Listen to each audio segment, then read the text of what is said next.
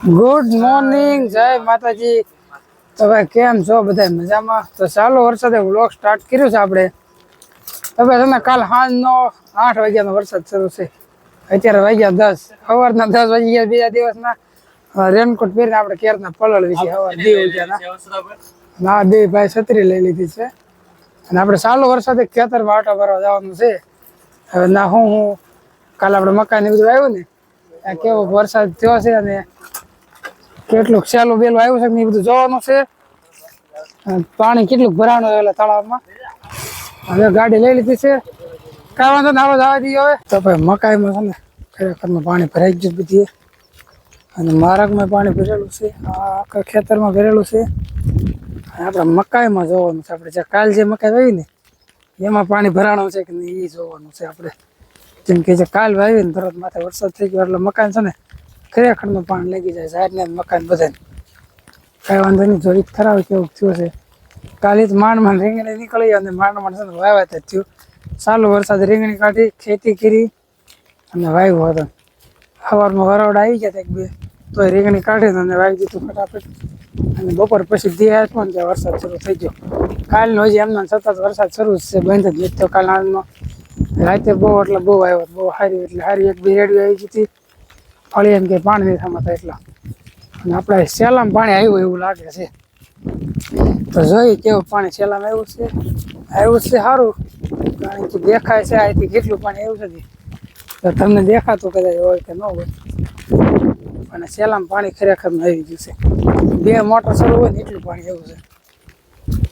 જો કેટલું પાણી આવ્યું છે સેલા. આપણે છે ને આવે છે ને દોરી બાંધી છે ને ઝટકાને, એટલે આડું રાખવું પડે. હા હા ભાઈ આટલું બધું પાણી આવી ગયું છે. 2-3 મોટરનું કહેવાય કે 2-3 મોટરનું પાણી આવ્યું છે. આ પાણી છે ને જાજુ આપણે કૂવામાં આવતું છે, કારણ કે આપણે કૂવો ભરાય ને પછી પાણી બહાર નીકળે, પછી સેલામાં શરૂ થાય પાણી. અને માંડવીમાં ખરેખરનું પાણી ભરાઈ ગયું છે. આટલું ભરાણું માંડવીમાં. જો આ આપણી માંડવી અને આ આપણી રીંગણી. એટલે હવે રીંગણી ન કહેવાય, હવે રીંગણી આમાં શેઢે નાખી દીધી છે. અને પાણી જોવામાં ભરાણું જો. વાહ, એ કાલ વાવેતર કર્યું છે ને એટલું પાણી ભરાઈ ગયું. હજી મકાઈ દેખાય બહાર પડી છે, અને ફર્સ્ટ ક્લાસ પાણી થઈ ગયું, ભરાઈ ગયું છે. અને વાવેતર થયા, માથે વરસાદ થયો ને એટલે હવે કાંઈ ઉપાય નહીં. ખરેખર ઉગી જાય બધું. સંપળાય કાઢવા પડશે. આમાં હાલું હોય ને તો ખૂટી જાય આપણે. ના ભાઈ જો જોવો જ કરે. શું જોવો છે? ભૂંગળા ખોદીશ કે દેખાય એવું કઈ? એટલે ખૂટી જાય સમજો. મકાઈ બહુ દેખાય તો મકાઈ તો દેખાય, પણ આમાં ખૂટી બહુ જાય એમ ન કરવું. તો મકાઈ દેખાય તો ખાઈ જાય મકાઈ કબૂતરા. ઢોર રાખવા હોય ને, તબેલો કરવો હોય ને તો ચાલુ વરસાદે પણ નીન લેવા આવવું પડે. આ ભાઈ તબેલા વાળા છે અને આ ભાઈ તબેલા વાળા, બે ભાઈ ચાલુ વરસાદે નીન વાટવા આવ્યા છે. મને કે તમે હાલો પરાણે હાલો. હું પરાણે મને લાવ્યા એકડે નીન લેવા. એ કે વાઢવા હાલો, પછી હું તમે જ ના વાઢવા આવીશ. લાજા પરાણે મને વાઢવા લાવ્યો છે. એ ભાઈ કાંઈ વાળતા નથી, હું વાઢું છું. વાળતા મેં બ્લોગને શૂટ કર્યું. આ પાથરો મેં વાઢ્યો આખો. આ પાથરો આ ભાઈ વાઢ્યો. અને ઢોર રાખો ને તો આવી હાલત થાય. તબેલા વાળા ભાઈ છે. તો ભાઈ ગારો છે ને તમે જોઈ જાઓ કેટલી કિસકાણ છે. અને આમાંથી આ ટ્રેક્ટર કાઢવાનું છે. ઉદાભાઈ ટ્રેક્ટરમાં બેસી ગયા છે. અને ઢોર હોય ને આ તકલીફ તો મેન રહેવાની નેણની. ચાલો વરસાદ હોય, બંધ હોય, તડકો હોય, ટાઈટ હોય, ગમે હોય ને નેણ તો ફરજિયાત લેવી જ પડે, એમાં હાલે જ નહીં.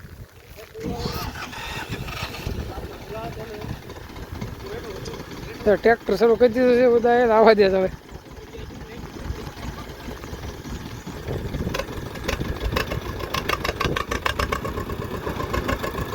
આવ ભાઈ છે જોજો હવે.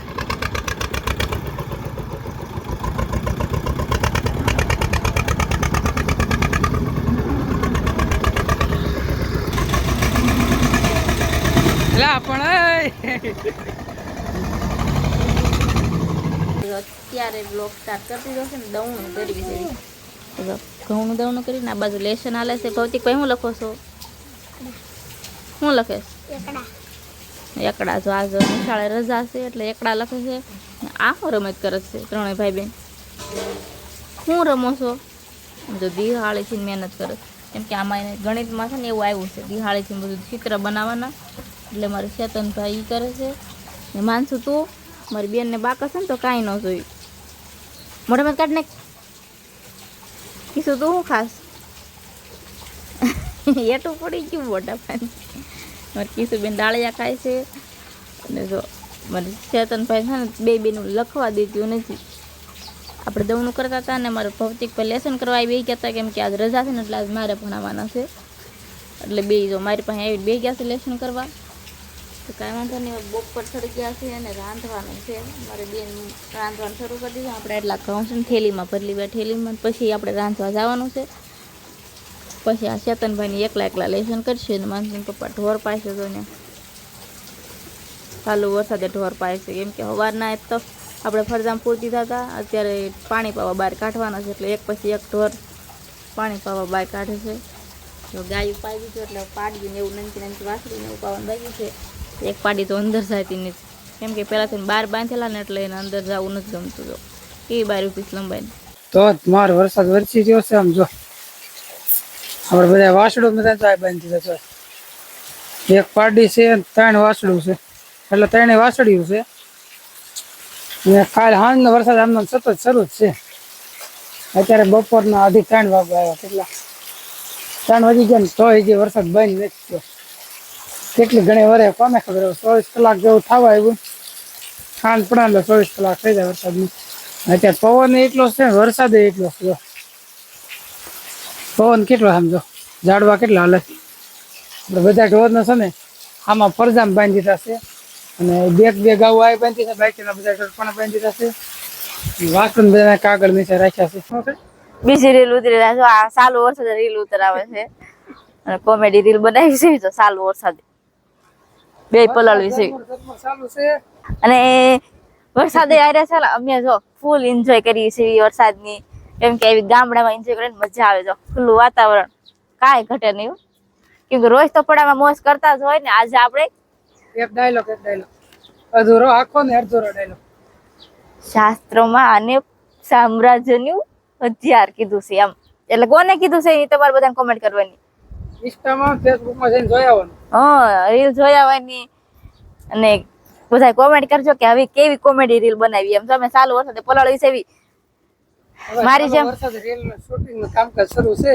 મારી જેમ કોને પલાળવું મજા આવે છે ને કોમેન્ટ કરી દેજો. અમે જો ચાલુ વરસાદ નાવી, કેમ કે રોજ તો પડામાં કામ કરતા હોય ને આજે ચાલુ વરસાદ નાવી છે. તો એક પડી લપડનું હોય, કાલે તો પડી ગઈ છે રસ્તામાં અને આજે છે ને ધાબા ઉપર થોડુંક સેવાળ થઈ ગયો ને લપડનું હોય. કાંઈ વાંધો નહીં. હવે આપણે છે ને નાવાનું છે ને વાંધો પપ્પા પલ્લે છે. જો આ છે ને ભાઈ સોપડો લઈને છે ને સ્ક્રિપ્ટ લઈને બેઠો ઉભો તો શૂટિંગ કરતા હતા. બે અડધા પલ્લી ગયા. અડધા પેલી કે બે કાંઈ વાંધો નહીં. કોમેન્ટ કરી દીજો રીલ કેવી લાગી. જોઈ આવજો પહેલા પછી કોમેન્ટ કરી દીજો. જો સાંજ પડી ગઈ છે ને મેં કોબી સુધારી છે. માનસી બેન જો મમ્મીની હેલ્પ કરે. તો એટલે તને આવડે બેન? આવડે છે? હે આવડે છે? તમારે માનસી બેન તો એ કા થકા લઈ લે હટ.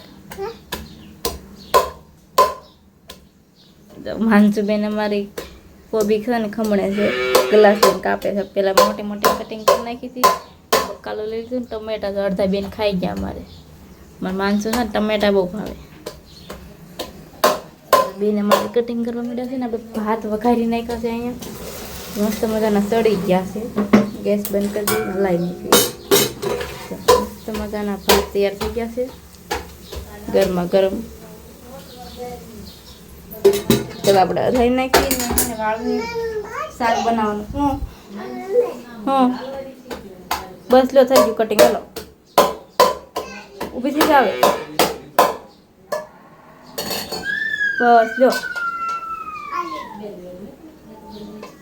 નથી ઉપડતું. લાવો એ હા લાવો.